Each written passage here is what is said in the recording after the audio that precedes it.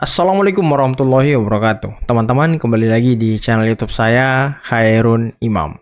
Gimana nih kabar kalian? Semoga kita semua selalu diberi kesehatan, kemudahan, dan juga limpahan rezeki dari Yang Maha Kuasa, teman-teman ya. Nah, di video kali ini kita akan melihat bagaimana mantan aktivis 98 mempermalukan demo-demo mahasiswa yang terjadi beberapa bulan belakangan ini. Yang menurut mereka, demo mahasiswa ini tidak pernah mendapat dukungan dari masyarakat. Waduh, bener juga sih ya. Selain itu, para mantan aktivis 98 ini juga sedikit menegaskan, menegur, dan juga mungkin sedikit mengskakmat para influencer dan juga artis-artis yang mungkin akhir-akhir ini sok-sok jadi aktivis, teman-teman. Sok-sok jadi apa ya? Jadi pembela rakyat dan segala macam. Padahal katanya ya, tujuan mereka ini hanya ingin mengadu domba. Waduh, kira-kira siapa saja ya? Coba kalian komen di bawah, siapa saja orang-orangnya teman-teman. Nah, terakhir ada video dari netizen yang membongkar bagaimana kebohongan-kebohongan narasi dan juga kesalahan-kesalahan narasi yang terus disebarkan oleh Bocor Alus Tempo. Oke teman-teman, sebelum kita mulai videonya, jangan lupa like, subscribe, dan share. Dan tanpa perlu berlama-lama lagi, mari kita mulai videonya berikut ini. Yang kemarin ada demo-demo saya sih agak ketawa-tawa juga. Agak ketawa-tawa. Karena agak ya. beda Pak ya, karena saya kan ngamatin setiap ada momentum-momentum penting gitu ya Pak ya. Ada eskalasi demo. Kalau yang kemarin tuh nggak ada sambutan dari masyarakat. Ya. Jadi itu mereka demo berkali-kali nggak ada masyarakat keluar. Ada masyarakat keluar teman-teman. Di beberapa daerah banyak masyarakat yang keluar, tapi bukan mendukung masa aksi, masa yang demo, tapi mengubarkan orang yang demo. Karena mereka mengganggu demonya sampai malam, mengganggu lalu lintas ya kan. Ini bukti bahwa ya mereka ini bukan mewakili suara rakyat teman-teman. Ya orangnya itu aja. Itu aja ya. Nah ini kan jadi tanda-tanya ada apa gitu loh. Kok sebegitu ngototnya, bukannya kita nggak menghargai hak kebebasan berpendapat, berserikat dan lain sebagainya. Kemana Pak Sumi Dasko Ahmad sangat legowo diterima koalisi masyarakat sipil. Terus pernah saya ngawal nemenin Mas Prasetyo Mensesnek menerima aspirasi teman-teman. Ya kita siap, namanya dialog dan lain-lain itu pasti siap. Cuman masuk kita ya datanya, faktanya yang benar gitu loh. Jangan kayak kemarin akhirnya undang-undang TNI juga dipleset-plesetin mulu. Padahal Jangan jadi mahasiswa monomon ya kan. TNI itu yang benar. Makanya diketatin. Ketatin yang mana? Pasalnya jelas. Pasalnya jelas ya. Undang-undangnya jelas. Terus sebenarnya ini loh tugas TNI. Ini loh usianya segini. Ini penempatannya segini. Seperti itu para saudara. Dan di luar itu harus pensiun. Harus gitu pensiun. Kan? Harus pensiun. Ya. Nah, dan lagi teman-teman ya, Kepala Bulog yang Jenderal TNI juga itu sudah mundur dari jabatannya, sedang diproses. Ini bukti bahwa TNI taat terhadap undang-undang, teman-teman. Apa ini? Lagi rame witch hunting influencer 02, kelompok mereka menyerang brutal hingga melakukan doxing dengan menggunakan akun anonim. Tujuan utama mereka yaitu menghancurkan mental dan merusak reputasi juga karir influencer atau pendukung 02. Wah, ini keren Bang Panji nih. Kegiatan witch hunting ini sangat mengecewakan. Bukan cuma salah tapi juga membuat kita kalah di pemilu selanjutnya. Panji aja tidak sepakat dengan gerakan-gerakan oposisi teman-teman. Witch hunting ini. Ya karena merusak gerakan oposisi mereka jadinya nanti ya kan. Dengerin tuh Panji tuh. Jangan asal-asal. Yang kemarin kan handsome boys, pretty girl katanya. Don't vote 02. Gerakannya aneh-aneh teman-teman. Aduh, emang ternak onta dan ternak banteng ini emang selalu aneh ya. Aduh. Kalau orang yang memang benar-benar keras bicaranya, benar-benar berpengaruh, itu kurang lebihnya pasti bukan saya kenal ya, paling nggak saya tahu lah gitu. Ini siapa? Oh, ternyata ya hanya influencer yang sedang mencari nama gitu kan, cari panggung ya kan. Oh ini adalah caranya dia, saya bilang. Setelah saya pikir, oh ini caranya dia. Kok ada followernya atau pengikutnya mengatakan bahwa wah dia ini sedang tidak baik-baik saja, kayaknya dia ini sedang diancam. Dan dia pun membuat seolah-olah dirinya itu sebagai seorang aktivis yang sedang diancam, yang sedang ditakuti oleh pemerintah gitu. Penguasa ya kan. saya bilang, saya ngeliat ini kok sama kayak yang orang yang saya temuin, yang saya ceritakan tadi gitu kan. Ini kok sama gitu ya. Dia bukan siapa-siapa, dia membuat statement yang biasa-biasa juga. Setelah saya lihat biasa-biasa aja, nggak ada sesuatu yang baru, hal yang sama seperti yang lain. Kok dia merasa dia spesial gitu. Jadi saya melihat ini kayak, ya saya baca-baca juga ya, orang-orang yang merasa dia penting, Siapa dia kita, ditakuti, teman-teman ya? itu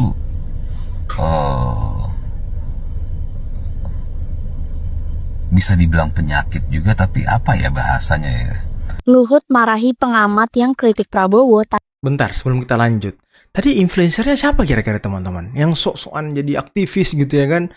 Ya udah ada ancaman mengancam seperti 98, seperti era Soeharto. Kira-kira siapa teman-teman? Tanpa data dan cuman bikin keruh Indonesia. Guys, kondisi pemerintahan Prabowo sekarang ini lagi cukup banyak kritikan. Tapi bagi Luhut Binsar Panjaitan, kritikan dari pengamat itu cuma bikin suasana Indonesia makin keruh guys. Soalnya setiap kritikan pengamat itu nggak dikasih data yang jelas dan benar. Luhut sendiri marah karena banyak informasi yang melenceng dan nggak benar tanpa data yang jelas. Dan bikin pemerintahan Prabowo jadi terlihat jelek dan keruh. Luhut minta untuk kasih dukungan ke Prabowo untuk bangun dan benahi Indonesia. Luhut juga sarankan demokrasi itu bebas, tapi jangan sampai merusak budaya sopan santun di Indonesia. Menurut kalian, kritikan dari Luhut ini benar apa enggak sih guys? Daftar Bener blunder dong. podcast bocor alus Tempo, sesatkan publik. Tempo berkali-kali blunder dengan informasi yang meleset. Ini buktinya. Pertama, Juli 2023, Tempo lewat podcast bocor alus politik menuding Erick Thohir memanfaatkan PSSI dan BUMN demi kepentingan politik pribadi. Tapi, apa buktinya? Tidak ada. Tak ada dokumen. Tak ada data konkret, hanya opini liar. Dewan Pers menilai berita dalam tayangan podcast bocor alus itu melanggar pasal 1, 2, dan 3 KEJ. Erick Thohir meminta hak jawab, tapi Tempo bungkam. Akhirnya, Dewan Pers turun tangan. Hasilnya, Tempo terbukti melanggar kode etik jurnalistik. Kedua, Tempo kembali terbukti salah soal gosip Bahlil Lahadalia. Melanggar kode etik ya kan? Bocor alus. Bahlil aduh. juga mengadukan podcast bocor alus politik yang berjudul Dugaan Permainan Izin Tambang Menteri Bahlil Lahadalia. Tempo menyerang Bahlil dengan tuduhan praktik investasi tidak etis. Tapi, setelah diproses Dewan Pers, Tempo gagal membuktikan tuduhannya. Mereka lagi-lagi dinyatakan melanggar kode etik dan harus memberikan hak jawab. Di rekomendasi di Dewan Pers itu ada 2. Ya, ya. Saya adalah harus memberikan hak klarifikasi. Ya. Yang kedua, di rekomendasi kita itu adalah harus jujur juga kita. Tempo harus meminta maaf. Iya, betul. Karena itu Dewan Pers merekomendasikan agar kesalahan itu meminta Tempo meminta maaf atas kesalahan tersebut. Pelanggarannya pasal berapa? Pelanggarannya pasal 1 karena itu tentang akurasi. Ketiga, pada September tahun Tentang 2023, akurasi, ya kan? Tempo menerbitkan artikel yang diklaim sebagai hasil wawancara dengan Sudirman Said, mantan Menteri Energi dan Sumber Daya Mineral. Namun, kenyataannya, Sudirman Said tidak pernah diwawancarai oleh Tempo. Setelah protes dari Sudirman Said yang menyatakan tidak pernah diwawancarai, Tempo segera menarik artikel tersebut dan mengakui kesalahan fatal dalam proses jurnalistik. Ya. Keempat, Tempo ikut menyebarkan laporan OCCRP yang menuding Jokowi terlibat korupsi, dan mereka salah satu media yang ikut membuat voting. Masalahnya, laporan itu sendiri penuh asumsi dan tak didukung bukti kuat, hanya polling yang dibuat. Lagi-lagi Tempo menyebarkan informasi yang membuat publik salah paham. Dari 4 kasus ini, ada pola yang jelas. Tempo terburu-buru menyebarkan berita tanpa verifikasi, tanpa hak jawab, ya kan? dan tanpa data yang solid.